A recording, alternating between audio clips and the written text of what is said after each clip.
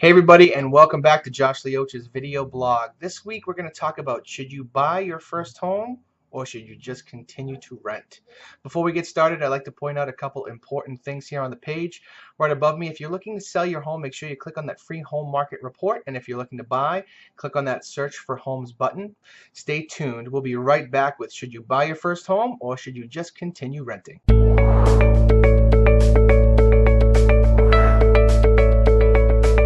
All right, welcome back. So, should you buy your first home or should you continue renting? Here are 5 things that I think you need to be thinking about if you're going to try to make this decision. Number 1, are you financially prepared? So, buying your first home, you're going to need some sort of down payment unless you're doing a 100% down program. However, even if you're getting 100% down in the sense of financing, you still have to put down a deposit for the property, both at offer and purchase and sale, and it needs to be somewhat sizable so that you can show that you have some strength. On top of that, you're going to need closing costs.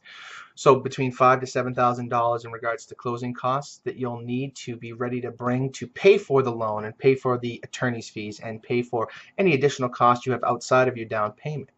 Then there's just out-of-pocket expenses such as your home inspection, such as getting your insurance for the first year, and maybe some other things that might come up like paying for the appraisal up front and not have it part of your closing costs.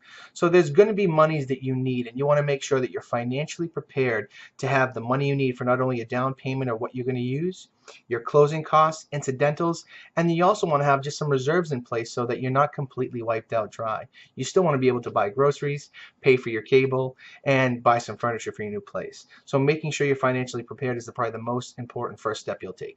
All right, number 2. Be prepared to compromise. It's your first home, so although you may want that $100,000 kitchen and all the amenities that go along with your dream home, you may have to back off and try to find a property that fits you.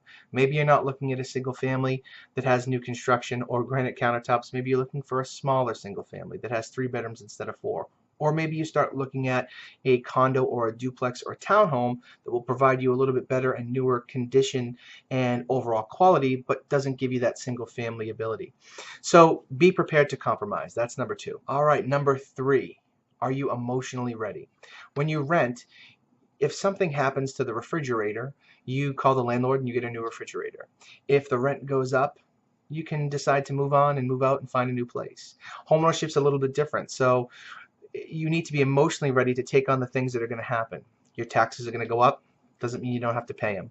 If you live in a condo, your condo fee may increase. You got to be ready to take that on emotionally.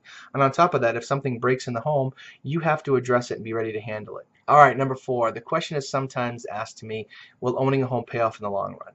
So outside of the recent change in the marketplace between 2007 and 2012, historically real estate has always been positive growth, and you'll always make out in the long run, maybe not in the short term with dips and changes in the local markets.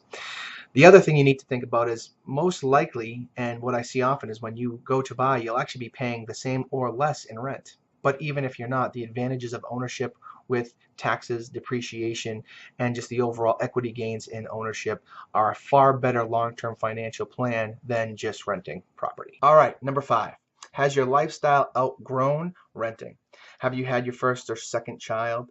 Have you decided to have more space, take little Johnny out back and throw the ball around? Are you ready for more space in your home? If you're starting to have those feelings, you're probably at the point that you're ready to buy versus continuing on renting. So maybe it's now is the best time to kind of jump in and start looking for your first home to purchase. Thank you very much for watching this week, guys. This is a great topic. It's a topic that comes up a lot for us here at the office. So if you have more questions on renting versus buying, give us a call here at the office anytime. 508-422-9750. Contact information is below. If you have any other questions on any other real estate related topics, or you'd like to see a different topic featured here, please also shoot me a note and I'll be sure to get it in the queue for the next video. Thank you guys again. Have a great week. We'll see you next week on Josh Lioce's video blog.